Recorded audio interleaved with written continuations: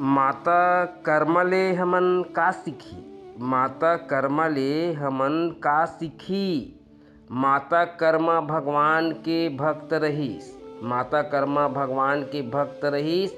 ओह भगवान के दर्शन करना चाहत रहीस। ओह भगवान के दर्शन करना चाहत रहीस। माता कर्मा भगवान के दर्शन करे पूरी गईस। पूरी के मंदिर में पुजारी मन ओला धक्का दे के निकाल दिस। कह दे कहाँ ले आगे गंवारिन।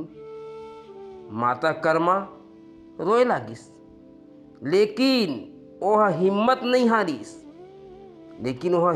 नहीं हारिस। और समुद्र के तीर में भगवान ला पुकारिस। भगवान ओकर पुकार ला सुन के प्रकट हो गए और ओकर हाथ के खिचड़ी खाइस। कहे के मतलब कर्म माने कर्म करना। कर्म माने कर्म करना। अपन कर्म ला तन मन धन लगा के करना, विश्वास के साथ करना, तब ओकर फल मिलबेच करथे। ओकर फल मिलबेच करथे। कर्म माता कर्म भगवान के दर्शन करना चाहत रहीस। ओला साक्षात भगवान के दर्शन मिल गए। ओला साक्षात भगवान के दर्शन मिल गए। तब माता कर्मा ले हमन सीखी कर्म करना। माता कर्मा ले हमन सीखी कर्म करना।